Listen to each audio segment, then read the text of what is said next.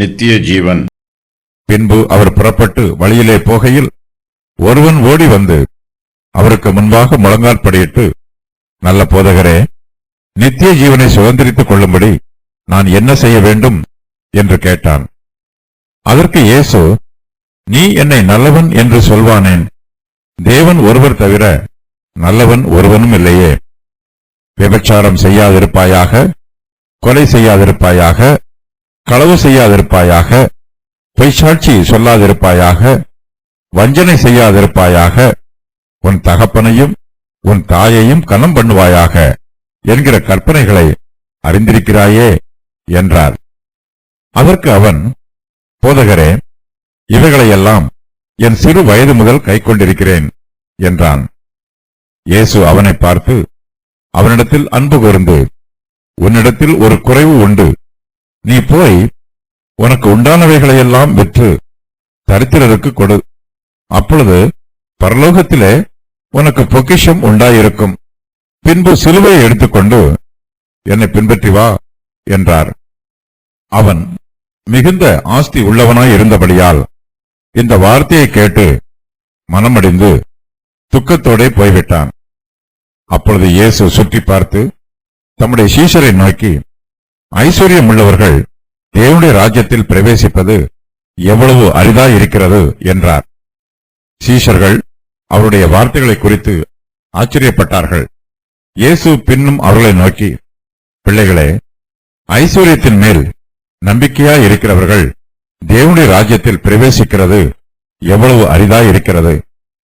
ஐஸ்வர்யவான் தேவனுடைய ராஜ்யத்தில் பிரவேசிப்பதை பார்க்கிலும் ஒட்டகமானது ஊசியின் காதிலே நுழைவது எளிதாயிருக்கும் என்றார். அவர்கள் பின்னும் அதிகமாய் ஆச்சரியப்பட்டு, அப்படியானால் யார் ரட்சிக்கப்படக்கூடும் என்று தங்களுக்குள்ளே சொல்லிக் கொண்டார்கள். இயேசு அவர்களை பார்த்து, மனுஷரால் இது கூடாததுதான், தேவனால் இது கூடாதது அல்ல. தேவனாலே எல்லாம் கூடும் என்றார். அப்பொழுது பேதுரு அவரை நோக்கி, இதோ நாங்கள் எல்லாவற்றையும் விட்டு உம்மை பின்பற்றினோமே என்று சொல்லத் தொடங்கினான்.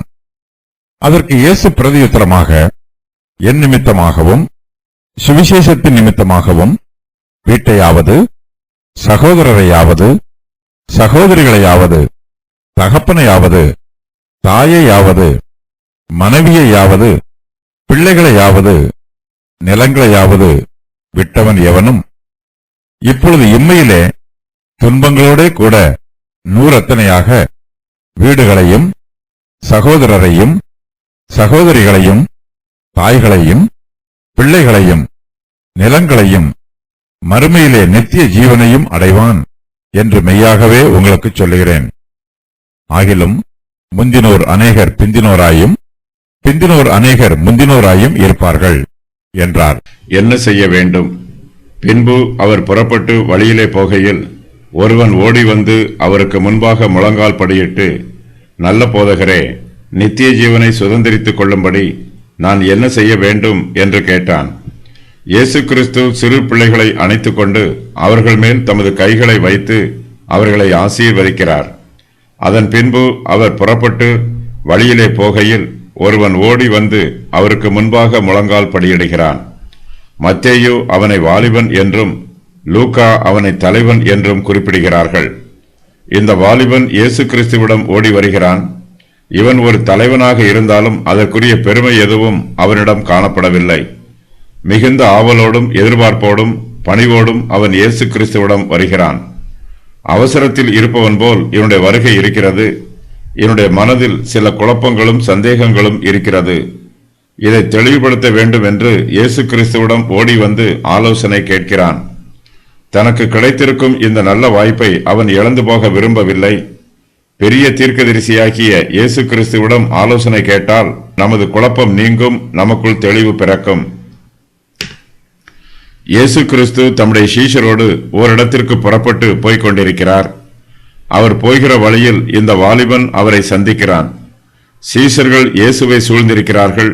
அவர்களுக்கு மத்தியில் இவன் இயேசுவை சந்தித்து அவருக்கு முன்பாக முழங்கால் படியிடுகிறான். தேவனுக்கு முன்பாக முழங்கால் படியிடுவது நமது பக்தியையும் மதிப்பையும் மரியாதையையும் வெளிப்படுத்தும் செயலாகும். வாலிபன் இயேசுவுக்கு முன்பாக முழங்கால் படியிட்டு அவரிடமிருந்து கற்றுக்கொள்ள ஆவலோடு இருக்கிறான். ஒருவன் தன் ஆத்துமாவை வளைப்பது போல இவன் தன் முழங்கால்களை இயேசு கிறிஸ்துவுக்கு முன்பாக வளைத்து அவரை பணிந்து கொள்கிறான். அவன் இயேசு கிறிஸ்துவை நல்ல போதகரே என்று அழைக்கிறான். நித்திய ஜீவனை சுதந்திரித்துக் கொள்ளும்படி தான் என்ன செய்ய வேண்டும் என்று அவன் இயேசுவிடம் கேட்கிறான். நித்திய ஜீவனை சுதந்திரித்துக் கொள்ள முடியும் என்னும் விசுவாசம் அவனுக்குள் இருக்கிறது. தனக்கு முன்பாக நித்திய ஜீவன் வைக்கப்பட்டிருப்பதையும் அது தனக்கு கொடுக்கப்படும் என்று வாக்கு பண்ணப்பட்டிருப்பதையும் இந்த வாலிபன் தனது மனக்கண்களால் நோக்கி பார்க்கிறான். ஏராளமான வாலிபர்கள் இந்த உலகத்தில் தங்களுக்கு எல்லா நன்மையும் வேண்டும் என்று கேட்கிறார்கள்.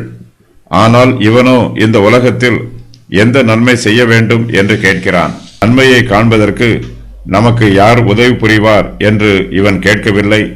நன்மையை செய்வதற்கு யார் தன்னை வழிநடத்துவார் என்று விசாரிக்கிறான். தன்னுடைய கடமையை செய்வதில் இவன் மகிழ்ச்சியோடு இருக்கிறான்.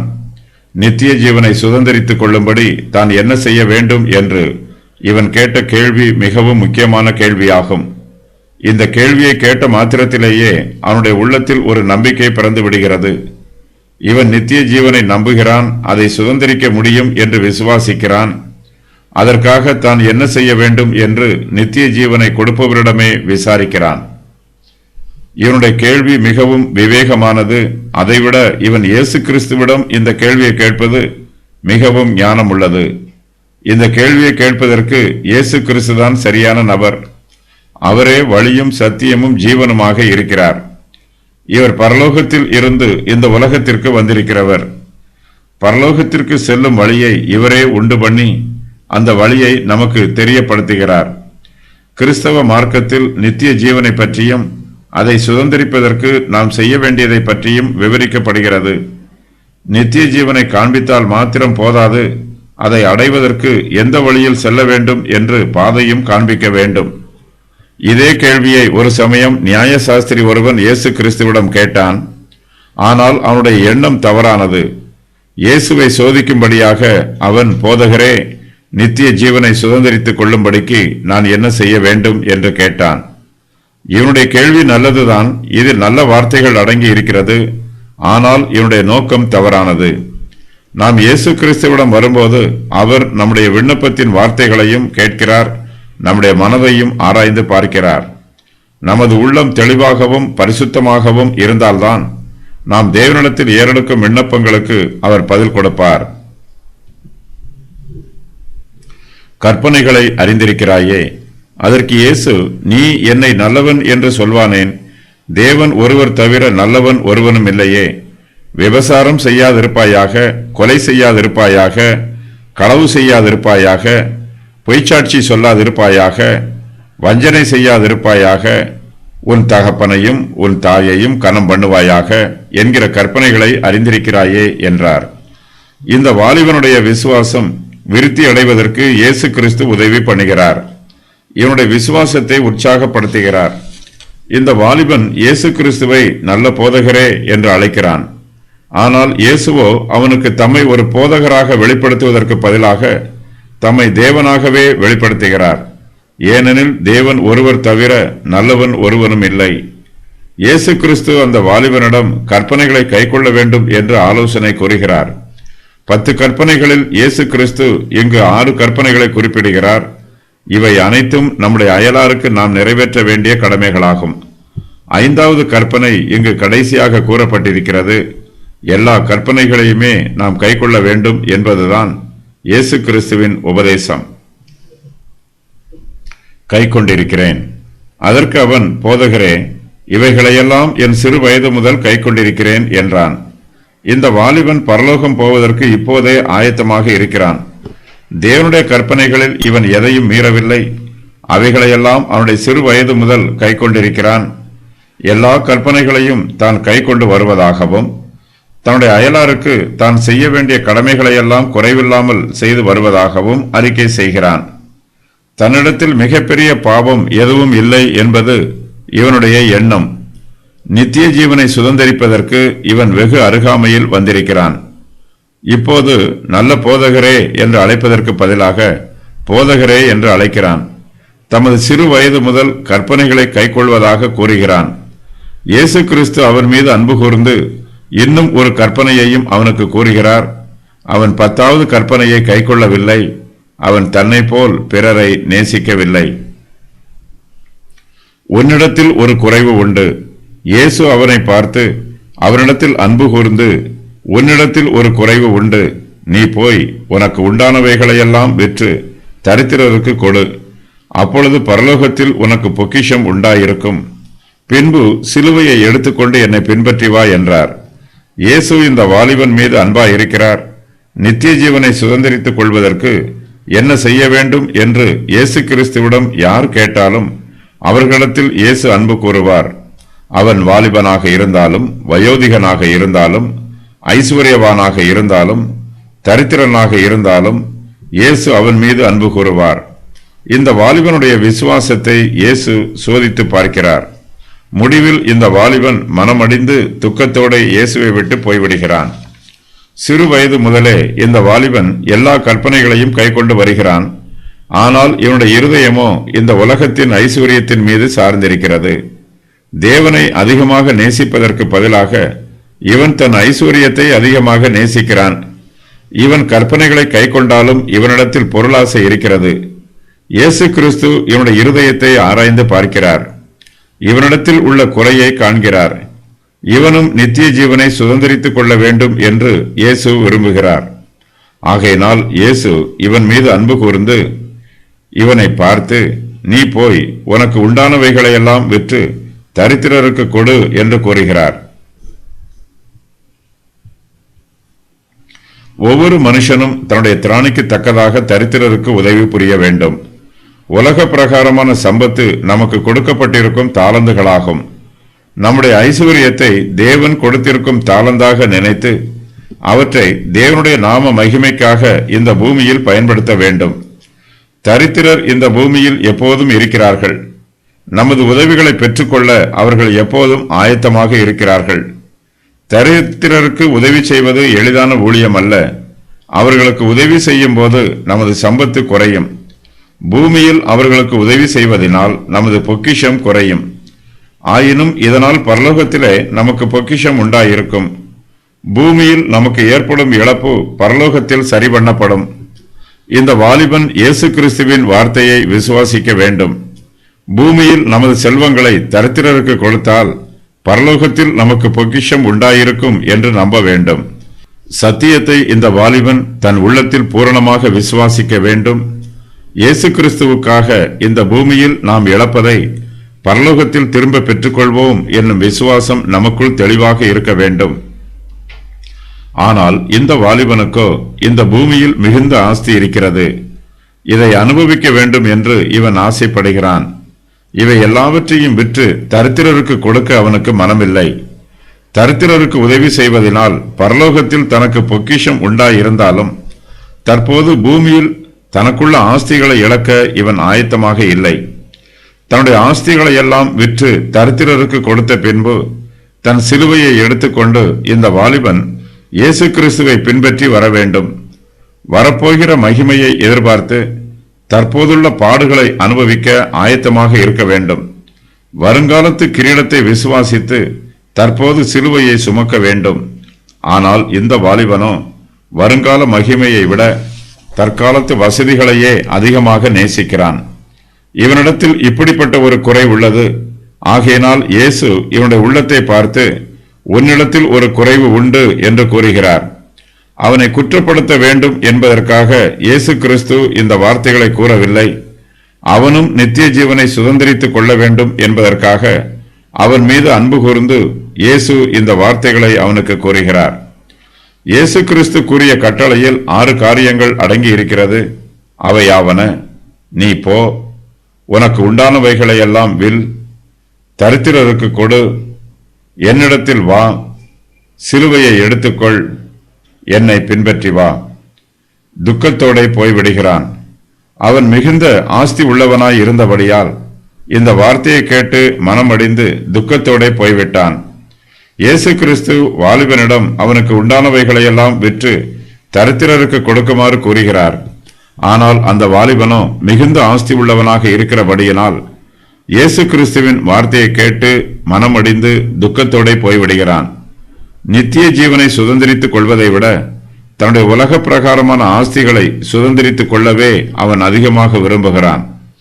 இயேசு கிறிஸ்துவை மிகவும் எளிதாக பின்பற்றி விடலாம் என்று நினைத்தான். ஆனால் இயேசுவோ அவனுடைய பொக்கிஷங்கள் எல்லாவற்றையும் விற்று தரித்திரருக்கு கொடுத்த பின்பு அவனுடைய சிலுவையை எடுத்துக்கொண்டு தம்மை பின்பற்றி வருமாறு கூறுகிறார். இயேசு கிறிஸ்துவின் வார்த்தைக்கு முழுவதுமாக கீழ்ப்படிய அவனுக்கு மனமில்லை. நித்திய ஜீவனுக்காக தற்காலிக வசதிகளை தியாகம் பண்ண இவன் ஆயத்தமாக இல்லை. இயேசு கிறிஸ்துவின் வார்த்தையை கேட்டு இவன் மனம் அடிகிறான். இயேசு கிறிஸ்துவை பின்பற்ற வேண்டுமென்றால் இவன் ஒரு சில காரியங்களை செய்ய வேண்டும். மாய்மாலமாக யாரும் கிறிஸ்துவை பின்பற்ற முடியாது. தேவனுக்கும் உலக பொருளுக்கும் ஊழியம் செய்ய மனுஷரால் கூடாது. நித்திய ஜீவனையும் தன்னுடைய ஆஸ்திகளையும் இந்த வாலிபன் சீர்தூக்கி பார்க்கிறான். நித்திய ஜீவனை விட இவனுடைய ஆஸ்திகளே இவனுக்கு முக்கியமானதாக தெரிகிறது. நித்திய ஜீவனை சுதந்திரித்துக் கொள்வதற்கு இவன் எதிர்பார்த்த கிரயத்தை விட இயேசு கிறிஸ்து அதிக கிரயம் செலுத்துமாறு கூறுகிறார். இயேசு கிறிஸ்து கூறும் கிரயத்தை செலுத்தி நித்திய ஜீவனை சுதந்திரித்துக் கொள்ள இவனுக்கு மனதில்லை. ஆகையினால் மனமடைந்து துக்கத்துடனே இயேசுவை விட்டு போய்விடுகிறான். ஐஸ்வர்யம் உள்ளவர்கள். அப்பொழுது இயேசு சுற்றி பார்த்து தம்முடைய சீஷரை நோக்கி, ஐஸ்வர்யம் உள்ளவர்கள் தேவனுடைய ராஜ்யத்தில் பிரவேசிப்பது எவ்வளவு அரிதாய் இருக்கிறது என்றார். வாலிபன் மனமடைந்து துக்கத்தோടെ போய்விட்ட பின்பு இயேசு கிறிஸ்து தம்முடைய சீஷர்களிடம் பேசுகிறார். நித்திய ஜீவனை சுதந்திரித்துக் கொள்வதற்கு இயேசு கிறிஸ்து நியமித்திருக்கும் நியதிகளை லகுவாக்குகிறார் என்றும் கடினமான நடைமுறைகளை அவர் அகற்றி போடுவார் என்றும் சீஷர்கள் எதிர்பார்க்கிறார்கள். இயேசு கிறிஸ்து எல்லா மனுஷருடைய இருதயங்களையும் அறிந்து வைத்திருக்கிறார். அவன் ஐஸ்வர்யவானாக இருப்பதினாலும் தலைவனாக இருப்பதினாலும் வாலிபனாக இருப்பதினாலும் நித்திய ஜீவனை சுதந்திரிப்பதற்கு இவை எதுவும் தடையாக இல்லை. ஆனால் இந்த வாலிபனோ மனமடிந்து துக்கத்தோടെ இயேசுவை விட்டு போய்விடுகிறான். யாராவது இயேசுவை விட்டு போய் விடுவார்களானால் இயேசு அவர்களை கட்டாயப்படுத்தி தமிழத்தில் அழைத்து வரமாட்டார்.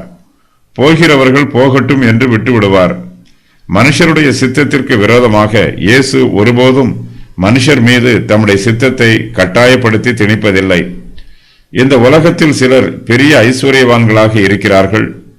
ஏராளமான ஐஸ்வர்யங்களை சேகரித்து வைக்கிறார்கள். ஆனால் ஐஸ்வர்யவான்களில் ஒரு சிலர் மாத்திரமே தங்களுடைய பொக்கிஷங்களை எல்லாம் விட்டுவிட்டு இயேசு கிறிஸ்துவை பின்பற்ற முன் வருகிறார்கள். இயேசுவுக்காக ஒரு சிலர் மாத்திரமே தங்களுடைய குடும்பத்தாரையும் தங்களுடைய சுக வாழ்க்கையையும் ஐஸ்வர்யங்களையும் விட்டுவிட்டு இயேசு கிறிஸ்துவை பின்பற்றி வருகிறார்கள். ஐஸ்வர்யவான்கள் விட்டு வர வேண்டிய பொக்கிஷம் அதிகமாக இருக்கிறது. பொதுவாக தங்களுடைய எல்லா சொத்துக்களையும் விட்டுவிட்டு வருவதற்கு ஐஸ்வர்யவான்களுக்கு மனதிராது. ஆகையினால் ஐஸ்வர்யம் உள்ளவர்கள் தேவனுடைய ராஜ்யத்தில் பிரவேசிப்பது அரிதாய் இருக்கிறது என்று இயேசு தமது சீஷர்களுக்கு கூறுகிறார். இயேசு கிறிஸ்து சுற்றி பார்த்து தம்முடைய சீஷர்களிடம் இந்த வார்த்தைகளை கூறுகிறார். சீஷர்களுக்கும் நித்திய ஜீவனை சுதந்திரித்துக் கொள்வதற்கு பல சோதனைகள் உள்ளது. அவர்கள் பல பாடுகளை கடந்து வருகிறார்கள். ஐஸ்வர்யவான்கள் தேவனுடைய ராஜ்யத்தில் பிரவேசிக்கும் போது அவர்கள் பல தடைகளையும் சோதனைகளையும் பாடுகளையும் கடந்து வர வேண்டும். ஆனால் தரித்திரருக்கோ இப்படிப்பட்ட பாடுகள் எதுவும் அதிகமாக இருக்காது. ஆகையினால் ஐஸ்வர்யவான்களை விட தரித்திரர்கள் தேவனுடைய ராஜ்யத்தில் எளிதாக பிரவேசிக்கிறார்கள். ஐஸ்வர்யம் உள்ளவர்கள் தேவனுடைய ராஜ்யத்தில் பிரவேசிப்பது அரிதாயிருக்கிறது. தேவன் ஐஸ்வர்யவான் மீதும் கிருபையாகவே இருக்கிறார். அவருடைய இரக்கத்திற்கு குறைவில்லை. ஆனால் ஐஸ்வர்யவான்கள் தங்களுடைய ஐஸ்வர்யத்தை தேவ நாம மகிமைக்காகவும் பிறருடைய நன்மைக்காகவும் பயன்படுத்துவதில்லை. அவர்கள் தங்கள் ஐஸ்வர்யத்தில் நம்பிக்கை வைக்கிறார்கள். அவ்வாறு நம்பிக்கை வைப்பதற்கு பதிலாக அவர்கள் கர்த்தரிடத்திலே நம்பிக்கை வைக்க வேண்டும்.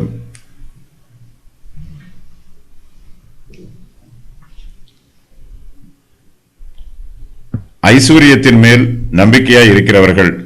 சீஷர்கள் அவருடைய வார்த்தைகளை குறித்து ஆச்சரியப்பட்டார்கள். இயேசு பின்னும் அவர்களை நோக்கி, பிள்ளைகளே, ஐஸ்வர்யத்தின் மேல் நம்பிக்கையாய் இருக்கிறவர்கள் தேவனுடைய ராஜ்யத்தில் பிரவேசிப்பது எவ்வளவு அரிதாய் இருக்கிறது. இயேசு கிறிஸ்து தம்முடைய சீஷர்களை பிள்ளைகளே என்று அழைக்கிறார். ஏனெனில் அவர்கள் எல்லா காரியங்களிலும் சிறு பிள்ளைகளைப் போல கற்றுக்கொள்ள வேண்டியவர்களாக இருக்கிறார்கள். இதற்கு முன்பு ஐஸ்வர்யமுள்ளவர்கள் தேவனுடைய ராஜ்யத்தில் பிரவேசிப்பது அரிதாயிருக்கிறது என்று இயேசு கிறிஸ்து கூறினார்.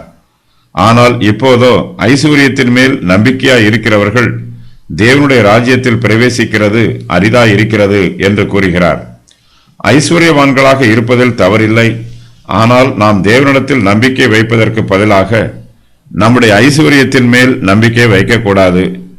ஐஸ்வர்யத்தை நம்புகிறவர்கள் மிகப்பெரிய ஆபத்துக்களை சந்திக்க வேண்டியது வரும். உலகத்தின் ஐஸ்வர்யங்களுக்கு மதிப்பு கொடுக்கிறவர்கள் கிறிஸ்துவுக்கும் அவருடைய கிருபைக்கும் மதிப்பு கொடுக்க மாட்டார்கள். ஐஸ்வர்யவான்கள் தங்கள் ஐஸ்வர்யத்தின் மேல் நம்பிக்கை வைக்கவில்லை என்றால் அவர்கள் தேவன் மீது நம்பிக்கை வைப்பார்கள். அவர்கள் இயேசு கிறிஸ்துவை தங்கள் இரட்சகராக எளிதாக ஏற்றுக்கொள்வார்கள். நித்திய ஜீவனை சுதந்திரிப்பதற்கு இவர்களுடைய ஐஸ்வர்யம் இவர்களுக்கு தடையாக இராது. ஏனெனில் இவர்கள் தங்கள் ஐஸ்வர்யத்தின் மீது நம்பிக்கை வைக்கவில்லை. ஐஸ்வர்யத்தின் மேல் நம்பிக்கையாய் இருக்கிறவர்கள் இயேசு கிறிஸ்துவை விட்டு விலகி போய் விடுவார்கள். ஊசியின் காதிலே நுழைவது. ஐஸ்வர்யவான் தேவனுடைய ராஜ்யத்தில் பிரவேசிப்பதை பார்க்கிலும் ஒட்டகமானது ஊசியின் காதிலே நுழைவது எளிதாயிருக்கும் என்றார். ஐஸ்வர்யவான் தேவனுடைய ராஜ்யத்தில் பிரவேசிப்பது கடினம். இதைவிட ஒட்டகமானது ஊசியின் காதிலே எளிதாக நுழைந்துவிடும் என்று இயேசு கிறிஸ்து தம்முடைய சீஷர்களிடம் போதிக்கிறார். வேத பண்டிதர்கள் இந்த வாக்கியத்திற்கு 2 விதமாக பொருள் கூறுகிறார்கள். அவற்றின் விவரம் வருமாறு: எருசலேமிற்குள் போவதற்கு பல வாசல்கள் உள்ளன. அதில் ஒரு வாசல் மிகவும் குறுகியது. இந்த வாசலுக்கு ஊசியின் காது என்று பெயர். இந்த வாசல் வழியாக ஒட்டகம் எளிதாக உட்பிரவேசிக்க முடியாது. ஒட்டகத்தில் உள்ள எல்லா சுமைகளையும் இறக்கி வைக்க வேண்டும். அத்துடன் ஒட்டகம் முழங்கால் படியிட்டு வளைந்து குனிந்து சென்றால்தான் இந்த வாசல் வழியாக பிரவேசிக்க முடியும். இந்த ஒட்டகத்தைப் போலவே ஐஸ்வர்யவானும் தன்னிடத்தில் உள்ள ஐஸ்வர்யத்தை எல்லாம் கீழே இறக்கி வைத்து தேவனுக்கு முன்பாக பணிந்து குனிந்து வந்தால்தான் அவன் தேவனுடைய ராஜ்யத்தில் பிரவேசிக்க முடியும். ஒட்டகம் என்னும் வார்த்தையானது முறுக்கப்பட்ட வடக்கயிறை குறிக்கும். இந்த முறுக்கு கயிறை பிரித்து முறுக்கையெல்லாம் அகற்றி மெல்லிய கயிறாக ஆக்கினால்தான் அதை ஊசியின் காதிற்குள் செலுத்த முடியும். முறுக்கப்பட்ட வடக்கயிறை ஊசியின் காதிற்குள் செலுத்த முடியாது. அந்த கயிற்றைப் போலவே ஐஸ்வர்யவானும் தன்னுடைய உலக பிரகாரமான பொக்கிஷங்களை எல்லாம் தன்னை விட்டு அகற்றி போட வேண்டும். அப்போதுதான் இவனால் தேவனுடைய ராஜ்யத்திற்குள் பிரவேசிக்க முடியும். பெரிய வடக்கயிற்றை ஊசியின் காதில் செலுத்த முடியாது. கூடாரம் போடும்போது அந்த கயிற்றினால் கூடாரத்தை வலுவாக இழுத்து கட்ட முடியும். அதுபோல ஐஸ்வர்யவான்களின் சம்பத்துக்கள் அவர்கள் இந்த பூமியில் சிறிது காலம் சுகமாக வலுவாக இருப்பதற்கு உதவியாக இருக்கும். ஆகையினால் நித்திய ஜீவனுக்குள் பிரவேசிப்பதற்கு அவர்களுடைய ஐஸ்வர்யம் தடையாகவே இருக்கும். யார் ரட்சிக்கப்படக்கூடும்? அவர்கள் பின்னும் அதிகமாய் ஆச்சரியப்பட்டு, அப்படியானால் யார் ரட்சிக்கப்படக்கூடும் என்று தங்களுக்குள்ளே சொல்லிக் கொண்டார்கள். இயேசு கிறிஸ்துவின் உபதேசத்தை கேட்டு சீஷர்கள் ஆச்சரியப்படுகிறார்கள். பழைய ஏற்பாட்டில் ஏராளமான வாக்குத்தத்த வார்த்தைகள் கொடுக்கப்பட்டுள்ளன. ஒருவரிடத்தில் ஐஸ்வர்யம் அதிகமாக இருந்தால்தான் அவரால் ஏழைகளுக்கு அதிகமாக நன்மை செய்ய முடியும் என்று சீஷர்கள் நினைக்கிறார்கள். ஐஸ்வர்யவான்களுக்கு அதிக நன்மை செய்யும் வாய்ப்புகள் அதிகமாக இருக்கும். ஆனால் இயேசு கிறிஸ்துவோ ஐஸ்வர்யவான்கள் பரலோகத்திற்குள் பிரவேசிப்பது மிகவும் அரிது என்று கூறிவிடுகிறார். இதை கேட்டு சீஷர்கள் ஆச்சரியப்பட்டு, அப்படியானால் யார் ரட்சிக்கப்படக்கூடும் என்று தங்களுக்குள் சொல்லிக் கொள்கிறார்கள். தேவனாலே எல்லாம் கூடும். இயேசு அவர்களை பார்த்து, மனுஷரால் இது கூடாதுதான், தேவனால் இது கூடாதது அல்ல, தேவனாலே எல்லாம் கூடும் என்றார். இயேசு தம்முடைய சீஷர்களுக்கு உபதேசிக்கும் போது தமது தெய்வீக வல்லமையை விவரிக்கிறார். ஐஸ்வர்யவான்கள் தேவனுடைய ராஜ்யத்தில் பிரவேசிக்கிறது அரிதாக இருக்குமானால் யார் ரட்சிக்கப்படக்கூடும் என்று சீஷர்கள் தங்களுக்குள்ளே சொல்லிக் கொள்கிறார்கள். மனுஷருடைய முயற்சியினால் யாராலும் ரட்சிக்கப்பட முடியாது. தேவனுடைய கிருபையும் தேவனுடைய ஒத்தாசையும் நமக்கு இருந்தால் மாத்திரமே நாம் ரட்சிக்கப்பட முடியும். ஒரு சில காரியங்களை மனுஷரால் செய்ய முடியாது, ஆனால் தேவனாலே எல்லாம் கூடும். அவர் தமது வல்லமையினால் ஐஸ்வர்யவான்களையும் பரலோக ராஜ்யத்திற்குள் பிரவேசிக்க செய்ய முடியும். தேவனுடைய கிருபை மனுஷருடைய ரட்சிப்புக்கு உதவி புரியும். மார்க்கு 10:24 சீஷர்கள் அவருடைய வார்த்தைகளை குறித்து ஆச்சரியப்பட்டார்கள் என்று வாசிக்கிறோம். இங்கு அவர்கள் இன்னும் அதிகமாய் ஆச்சரியப்படுகிறார்கள். இதற்கான காரணம் என்ன? செல்வந்தர்கள் தாங்கள் விரும்பும் எதையும் பணத்தால் வாங்கிவிடலாம் என்று நினைக்கிறார்கள். ஆனால் அவர்களால் தங்களுடைய ரட்சிப்பை பணத்தால் வாங்க முடியாது. இயேசு கிறிஸ்து கூறுவதை அவருடைய சீஷர்களால் எளிதாக புரிந்து கொள்ள முடியவில்லை. அவர்களும் மற்றவர்களைப் போலவே ஐஸ்வர்யவான்களால் எல்லாம் முடியும் என்று நம்பினார்கள். செல்வந்தனோ ஏழையோ இயேசு கிறிஸ்துவின் கிருபையினால் விசுவாசத்தால் யாரும் ரட்சிக்கப்பட முடியும். நமது கிரியையினால் அல்ல, தேவனுடைய கிருபையினாலேயே நாம் ரட்சிக்கப்படுகிறோம். ரட்சிப்பு இலவசமானது. ஐஸ்வர்யவான்கள் தங்களை தாழ்த்த வேண்டும். ஏழைகளைப் போலவே ஐஸ்வர்யவான்களும் தங்களை தாழ்த்தி கிறிஸ்துவண்டை வர வேண்டும். இயேசு கிறிஸ்துவை பொறுத்த வரையிலும் ஐஸ்வர்யவான் ஏழை என்று பட்சபாதம் இல்லை. செல்வந்தனாக இருப்பதினால் அவன் ரட்சிக்கப்படுவதற்கு தடை ஏதும் இல்லை. தன்னுடைய பாவங்களை அறிக்கையிட்டு மனம் திருந்தி வருகிற யாவரையும் இயேசு கிறிஸ்து புறம்பே தள்ளாமல் அவர்களை ரட்சித்து தம்மிடத்தில் ஏற்றுக்கொள்கிறார். ஐஸ்வர்யவான்களுக்கு பல பிரச்சனைகளும் போராட்டங்களும் உண்டு. ரட்சிப்பை விட பல காரியங்களுக்கு அவர்கள் முக்கியத்துவம் கொடுப்பார்கள்.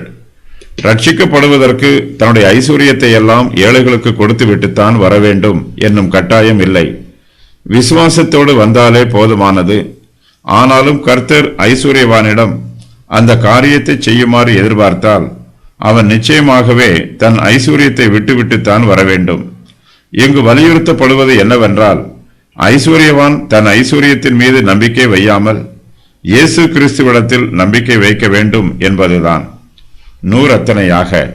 அப்பொழுது பேதுரு அவரை நோக்கி, இதோ நாங்கள் எல்லாவற்றையும் விட்டு உம்மை பின்பற்றினோமே என்று சொல்லத் தொடங்கினான்.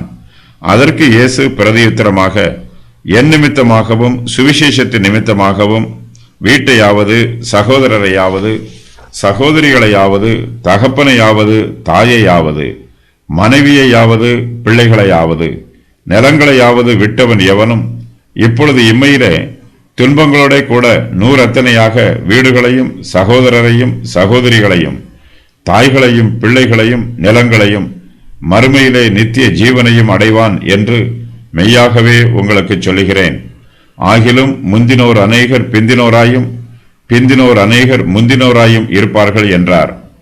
ஒரு சிலர் இந்த பூமியில் தரித்திரராக இருப்பார்கள்.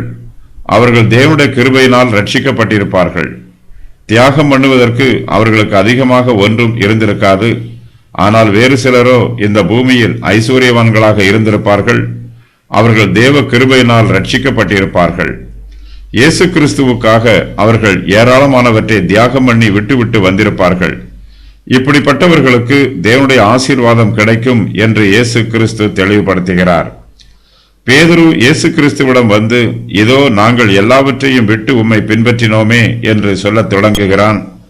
தம் நிமித்தமாகவும் சுவிசேஷத்தின் நிமித்தமாகவும் தம்முடைய பிள்ளைகள் எதையாவது அல்லது யாரையாவது விட்டால் அவர்கள் இம்மையிலே அநேக ஆசீர்வாதங்களையும் மறுமையிலே நித்திய ஜீவனையும் அடைவார்கள் என்று இயேசு கிறிஸ்து கூறுகிறார். இந்த பூமியில் விசுவாசிகள் இயேசுவுக்காக கொஞ்சம் மாத்திரமே விட்டுவிட்டு வருகிறார்கள். ஆனால் இயேசு கிறிஸ்துவோ நமக்கு தம்முடைய நித்திய ஜீவனையே கொடுக்கிறார். விசுவாசிகளில் அநேகர் ஐஸ்வர்யவான்களாக இருப்பதில்லை. ஆகையினால் இவர்கள் விடுவதற்கும் இவர்களிடத்தில் அதிகமாக இராது. உலக பிரகாரமான காரியங்களை பற்றி இயேசு கிறிஸ்து குறிப்பிடும்போது வீட்டை முதலாவதாகவும் நிலங்களை இறுதியாகவும் குறிப்பிடுகிறார். ஒரு மனுஷனுக்கு அவன் வீடே வாசஸ்தலம். அவனுடைய நிலங்கள் அவனை போஷித்து பராமரிக்கும் விளைச்சல் நிலம். ஒரு சிலர் இயேசுவுக்காக அவருடைய சுவிசேஷத்திற்காக தங்களுடைய நெருங்கிய உறவினர்களை விட்டிருக்கலாம். தகப்பன், தாய், மனைவி, பிள்ளைகள் ஆகிய இவர்கள் எல்லோருமே ஒரு மனுஷனுக்கு நெருங்கிய உறவில் இருக்கிறவர்கள். இவர்கள் இல்லை என்றால் ஒருவனுடைய வாழ்வு வனாந்திரம் போல இருக்கும். ஆயினும் தேவை ஏற்படுமானால் நமது நெருங்கிய உறவினர்களையும் விட்டுவிட்டு இயேசுவை பின்பற்றி வர வேண்டும். சில சமயங்களில் நமக்கு உற்றார் உறவினர் வேண்டுமா அல்லது இயேசு கிறிஸ்து வேண்டுமா என்று தீர்மானம் பண்ண வேண்டிய சந்தர்ப்பம் வருமென்றால் நமக்கு இயேசுவே வேண்டும் என்று விசுவாசத்தோடு சொல்ல வேண்டும். உற்றார் உறவினரை விட இயேசுவே நமக்கு போதும் என்று நினைக்க வேண்டும். ஒரு சிலர் இயேசுவுக்காக தங்களுடைய தகப்பனையோ தாயையோ மனைவியையோ பிள்ளைகளையோ விடமாட்டார்கள். அவர்கள் மீது தாங்கள் வைத்திருக்கும் பாசத்தை கடமை என்று வியாக்கியானம் பண்ணுவார்கள். கடமை வேறு, பாசம் வேறு. நமது குடும்பத்தாருக்கு நாம் செய்ய வேண்டிய கடமை நிச்சயமாகவே எல்லா விசுவாசிகளுக்கும் உள்ளது. அதே சமயத்தில் நாம் நம்முடைய குடும்பத்தாரை விட இயேசு கிறிஸ்துவின் மீதே அதிக அன்பு வைத்திருக்க வேண்டும். ஒரு சிலருடைய ஆவிக்குரிய ஜீவியத்தில் அன்புக்கும் கடமைக்கும் வேறுபாடு தெரியாமல் பிரச்சனை உண்டாகும். நம்முடைய பெற்றோருக்கு, உற்றார் உறவினருக்கு நாம் நிறைவேற்ற வேண்டிய கடமைகளை நிச்சயமாகவே நிறைவேற்ற வேண்டும். அதே வேளையில் நமது முழு மனதோடும் முழு ஆத்மாவோடும் முழு பலத்தோடும் இயேசு கிறிஸ்துவின் மீதே அன்பு கூற வேண்டும். ஒரு சிலர் இயேசு கிறிஸ்துவை விட்டு எளிதாக பிரிந்து வந்து விடுவார்கள். இயேசுவின் அன்பை புறக்கணித்து விடுவார்கள். இப்படிப்பட்டவர்கள் தங்கள் குடும்பத்தாரின் அன்பை புறக்கணிக்க மாட்டார்கள். குடும்பத்தை விட்டு பிரிந்து வர மாட்டார்கள். இயேசு கிறிஸ்துவின் நிமித்தமாகவும் சுவிசேஷத்தின் நிமித்தமாகவும் சில காரியங்களை விட்டு வருவது பெரிய தியாகம் என்று நினைக்க கூடாது. இயேசு கிறிஸ்துவின் மீது நாம் வைத்திருக்கும் மெய்யான அன்பின் நிமித்தமாக அவற்றை விட்டு வருவதற்கு மனப்பூர்வமாக சம்மதிக்க வேண்டும். இயேசுவுக்காக எதையாவது விட்டவன் நூறத்தனையாக திரும்ப பெற்றுக்கொள்வான். இயேசுவுக்காக குடும்பத்தாரை நாம் இழந்தால் நமக்கு துன்பம் உண்டாகும், துயரம் உண்டாகும். ஆயினும் பிரிவின் மத்தியிலும் இயேசு கிறிஸ்துவின் ஆறுதல் நமக்கு போதுமானதாக இருக்கும். நம்முடைய எல்லா இழப்புகளையும் சரி செய்வதற்கு அவருடைய கிருபை நமக்கு போதும். கிறிஸ்துவுக்காக பாடுகளை அனுபவிக்கிறவர்கள் நூறத்தனையாக ஆறுதல்களையும் ஆசீர்வாதங்களையும் பெற்றுக்கொள்வார்கள். தங்களுடைய குடும்பத்தாரையும் உடைமைகளையும் இயேசுவுக்காக விட்டுவிட்டவர்களுக்கு இம்மையிலே துன்பங்கள் வரும் என்று மார்க்கு கூறுகிறார். இந்த துன்பங்களோடு சேர்ந்து நூறத்தனையாக ஆசீர்வாதங்களும் வரும். நாம் கிறிஸ்துவின் ஆசீர்வாதங்களை பெற்றுக்கொண்டாலும் இந்த பூமியில் கிறிஸ்துவுக்காக பாடுகளை அனுபவிக்க வேண்டியவர்களாகவும் இருக்கிறோம்.